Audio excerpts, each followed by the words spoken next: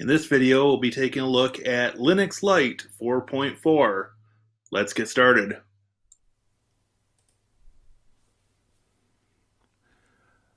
Being based on Ubuntu 18.04 LTS, we will probably see some similarities. So we're going to go ahead and do the install option.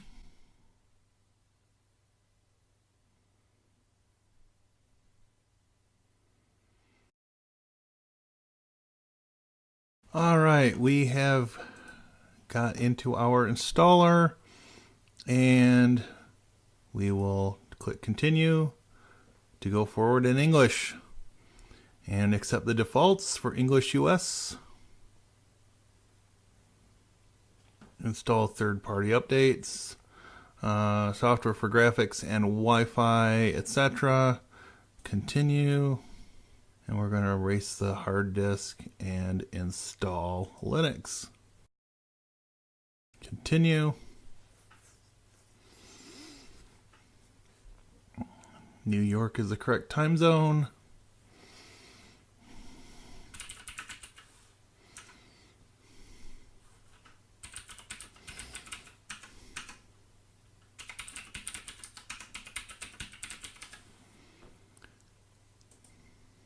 And we'll see how long this takes to run through the installer. I will be back momentarily.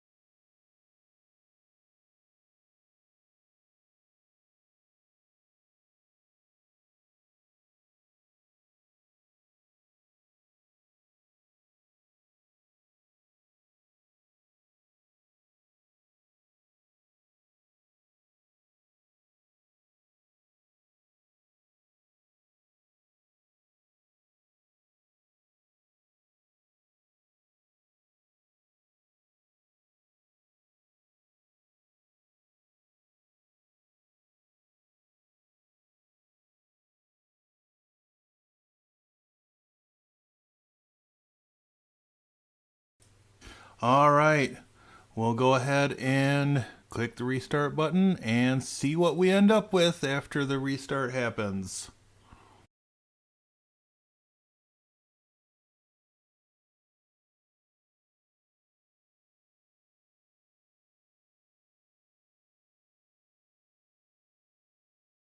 Should be to our desktop about any time now. And we'll see about getting some things configured and poking around the system.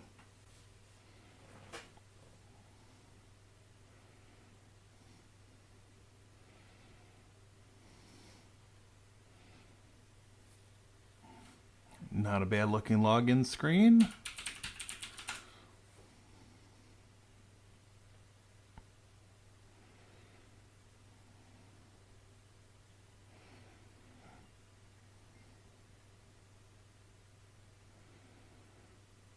Welcome to Linux Lite. Alright, start here, install updates, install drivers, blah blah blah. We'll close that for now. Let's see what we can do with our screen resolution here real quick like. So control panel.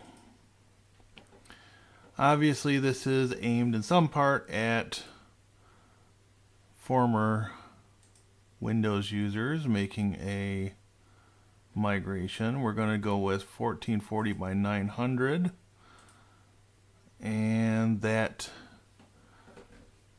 looks nice. Okay, so let's poke around at a few other things. So they did not map the menu to the super key, which isn't a big deal. They did, however, keep the Control-Alt-T for the launching of the terminal. And they've done some configuration on what you see when you open the terminal, showing memory usage and disk usage and a support link. That is pretty nifty. So we can run top and see what things are doing there. I like to run updates.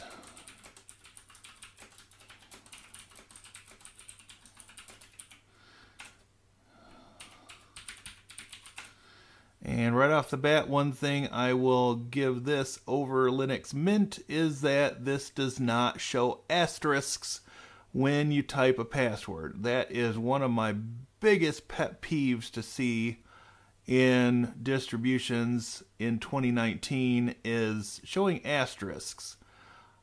I can understand it if it's a graphical application, but in the shell, in the terminal, I really don't want to see it. It's one less thing that can make it easier for somebody doing some shoulder surfing to find out how long your password is, and there's just no reason for it. So we've got some updates to do. I'll let this run and I will be back momentarily.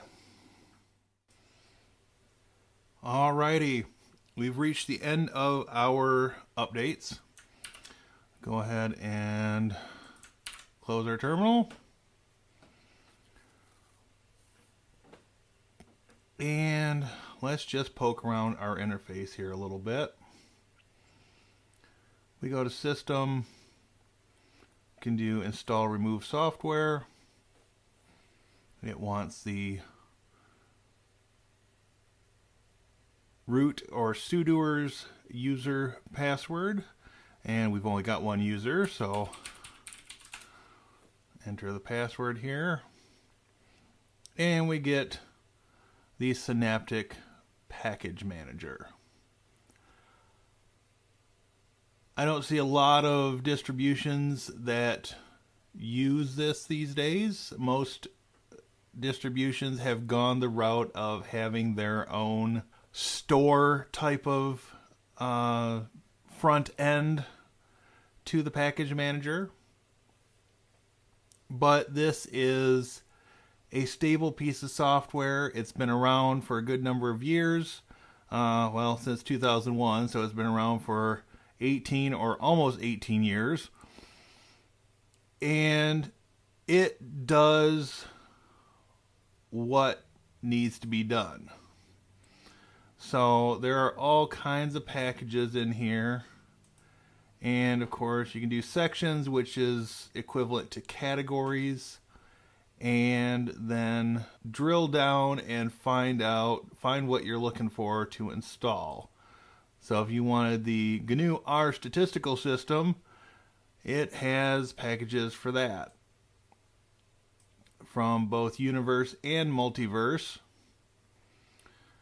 And there are all kinds of different things, libraries, meta packages, all kinds of fun stuff that are available here for your experimentation enjoyment. If we do this PC, this just brings up the file manager, equivalent to my computer on a Windows machine. If we do browse network, it does actually show one of my NAS boxes and 3 different ways that you can connect to it: SMB, AFP, and FTP.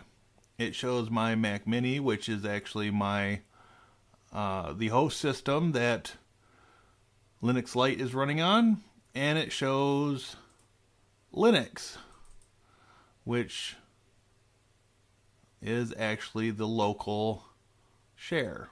Under drives, of course, it's going to list the VirtualBox CD-ROM, which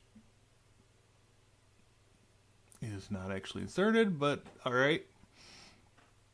Desktop, home directory, which has all your standard folders. It has a link for the complete file system, which is nice to see.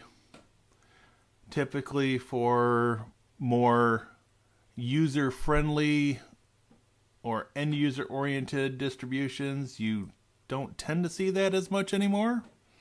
It does have multiple desktops set up, and we've got the calendar, audio control, and network down here in the corner. And in the quick launch, we've got terminal, home folder, Firefox, and minimize all running apps. Just to poke through things that are installed already, under accessories, there's backup options, the calculator, font management, link to your home folder, which I'm not sure why that would be under accessories, but alright. Screenshot utility, which I could argue that should be under graphics, but for graphics you've got GIMP, image viewer, and scanner.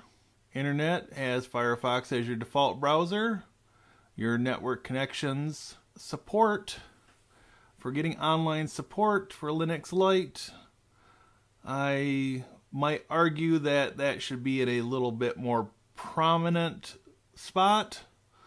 But then it's also got Thunderbird for email, multimedia, VLC players front and center, and then you've got a CD, DVD burner, and audio controls, and a PDF viewer, and LibreOffice. So just to see which version we're running, that starts up relatively quickly, and we are running 6.0.7.3. We are in the 6.2 series for the latest and greatest, but this is not so old as to be undesirable. Alright, so we've got all settings down here, lock the screen, switch users, and the log out button. All in all, this is not a bad looking Linux distribution. This is, I believe, a Xfce based distribution. Alright, I have verified this is an Xfce based desktop environment, which tends to be a lighter weight environment. And the way they've got it customized, it is of maybe a little more attraction to new users, to people that have come from a more Windows-based background. So it is made to look very similar to a Windows desktop, a pre-Windows 8 desktop, I would have to say. But that's not necessarily a bad thing. While I probably would not use this myself, I would not hesitate to recommend this for somebody that had a machine that's a few years old, that may have come with Windows 7, and they don't want to run to Windows 10, but they're open to trying out Linux, at least on a temporary basis. This would be a good distribution for them to start. It should run really well on most machines of a Windows 7 vintage. And it's got enough software preloaded that they should be able to sit down in front of it and be productive relatively quickly. Now, with that being said, if you are trying to run a business, if you are a gamer, or if you have specific software that you can't live without, this may not be the place for you. But I would encourage everybody to at least give it a shot. It's definitely worth a try. It also, as you may have noticed in the installer, it does have a live version on the ISO image, so either your CD or USB drive that you booted from. And so you can try this out on your machine and see how well it's going to work before you make that decision to install it on the hardware and potentially get rid of Windows 7.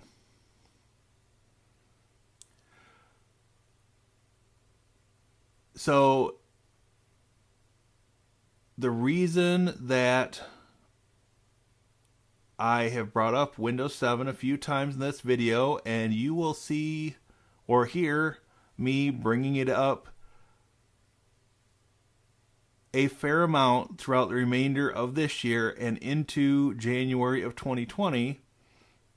That reason is because Windows 7 is going end of life in early 2020. So I'm going to pop this up here again, Firefox, and we'll do Windows 7 EOL countdown. Days left until the end of life for Windows 7. 286 days, 8 hours, 31 minutes, and 20 odd seconds. Now is the time to start making a plan.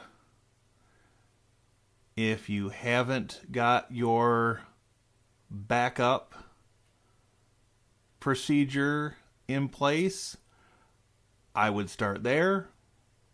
Get your stuff backed up. Make sure you've got copies of all pertinent files. And then start looking towards a migration. Whether you're going to migrate to a version of Linux or you're going to go to Windows or something else entirely, now is the time to start thinking about it, not December 1st during the holiday season. So, on that note, I'm going to close out, and hopefully you've learned something about Linux Lite in this video.